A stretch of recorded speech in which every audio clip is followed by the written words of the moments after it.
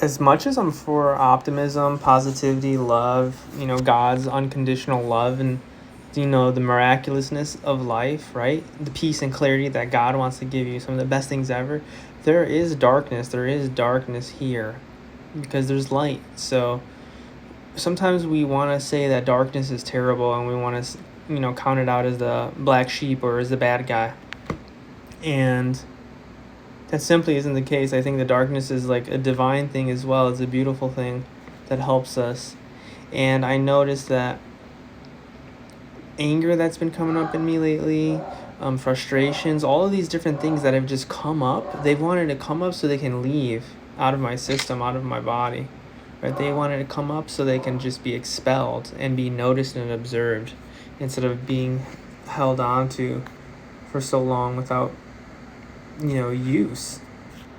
So I know I'm probably not the only one, and I started making this video right now because I saw someone else make a video about how their anger and their energy is kind of leading them to somewhere, right? And how sometimes we might be too yin or too yang, or not enough yin or not enough yang, right? You might be more masculine than you are feminine, or you might be more feminine than you are masculine in certain parts of your life. And right, whether we're choosing to be passive or to be on the offense, you're right, offense, defense, whatever it is, up or down, left or right, guys, we got to tap in to the goodness that's in front of us, right? We could turn the crummy situation into something great. You can turn that anger and all that stuff into a direction. It's helping you direct your energy. It's helping you to direct your focus, and you can see through your anger, through your emotions, what's happening inside you,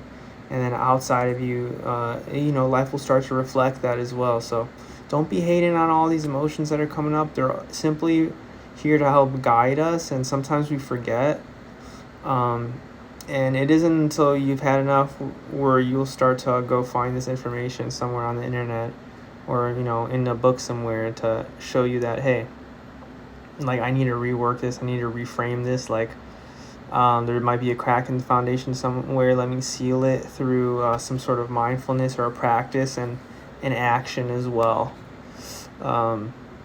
which sometimes we forget action, right? There's so much non-doing that you can do, right? There's only so much, so you have to take action as well. There's a mixture of it. Yeah, sometimes things will fall in your lap, sure, that's a sometimes, but consistently making things fall in your lap is a work. It's a art, right? Learning to manifest things out of thin air, or use your words to create the magnificent opportunities that you're worth, right? Because you're open to it. Like, these things are things that you have to practice over and over. And I'm not saying that things don't come out of thin air, but yeah, like, you have to put in some effort too. So and that stuff, like, does its own magic. Just like me, put in a little bit of effort. All I had to do is click a button, put a phone in front of my face, and start talking to share the message, right? And just a reminder to share your talent and follow your creativity, follow your questions and your little spirit in there. Follow the inner kid that's in there helping you create all this, right? Because that thing can lead you to the next thing, which ends up being a very awesome thing. It might be a project, it might be some sort of mission or purpose that you have, or an adventure that your soul is like ready to go on. Got my dog. So yeah, that's the video. And shout out to Kyle Cease.